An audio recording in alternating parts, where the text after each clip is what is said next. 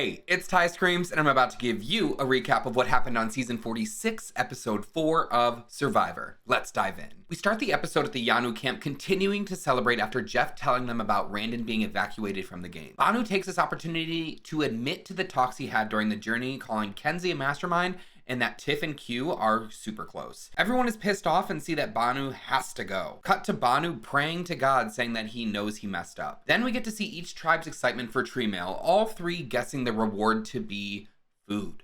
Prior to the reward challenge, we head over to the Siga camp to come back to Jem's Beware advantage, where she has replanted the parchment, but not the box, in order to cause some chaos.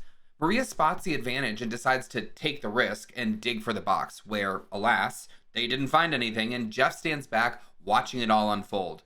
What's funny is that Charlie actually mentions the idea of someone replanting the advantage, and Jem just nods in agreement. After reward challenge, each tribe has to paddle in from the ocean, grabbing keys on their way in. They must then unlock rings, and each player must get a ring off of a tall pole. From there, they need to rush forward, then throw those rings back onto another pole. The winner gets 10 large fresh fish, second place gets 5 smaller fish, and the losers get nothing. At the beginning, Yanu takes the lead while Siga and Nami struggle with getting in from the ocean. Tim from Siga flipping a platform at one point. Yanu is able to get through the rings first and get all of their rings off first. Siga comes in and starts off with their rings while Nami is in last place. Maria on Siga starts to struggle with getting her ring off, allowing Nami to catch up. But before Siga and Nami are able to get all of their rings off, Q from Yanu is able to secure all 4 rings on the pole, giving Yanu their first win of the season. Nami then is able to rush forward, and Hunter lands all 4 rings before Siga is able to get all of their rings off. With Yanu winning and not having fire, they aren't able to take the fish, so instead they trade for a large package of camp supplies, including a tarp. At the Nami camp, we see Tevin offering to prepare the fish, where we find out that he knows how to prepare fish because his father taught him.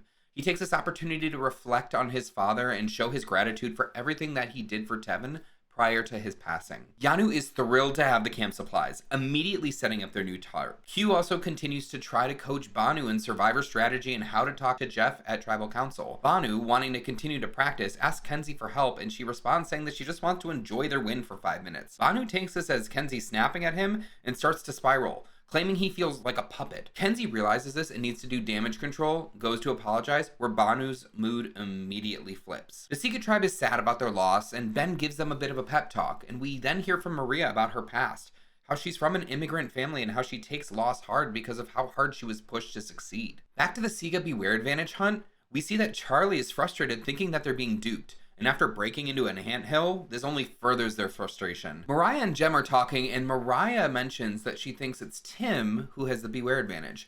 And Jem immediately agrees, so they go mention this to Maria as well, playing into Jem's plan. It's laundry day at the Nami camp, but during this, Tevin notices Soda's social game on how she's working everyone. Tevin goes to Hunter and Liz, where they all agree that Soda gotta Goda. As the Siga tribe is reading the tree mail and learning about the immunity challenge, we also learn that Mariah can't jump. It's like gravity works extra hard against her. So, at the immunity challenge, the tribes must climb up to a high platform, jump off into the ocean, jump off another platform, then collect buoys in order to toss them into baskets. All the tribes are pretty even-keeled through the entire challenge, even when Banu skips jumping off one of the platforms and has to go back. Siga is first to the baskets with Nami right behind them.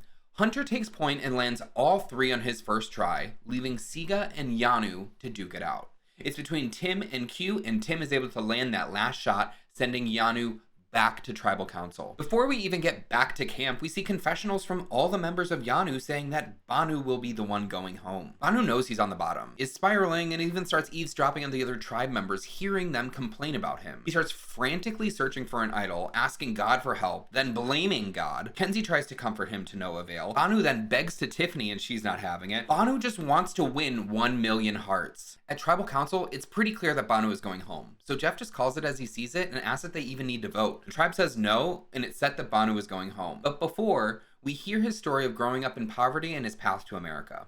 Jeff then asks for his torch, snuffs it, and gives him a hug before he walks out. Yanu really needs an immunity win, not only so they don't lose more tribe mates, but also to spice things up a little bit. Nami and Siga are way too comfortable, though do we think there'll be a tribe swap next episode? Be sure to like, subscribe, and tune in next week for another recap of Survivor.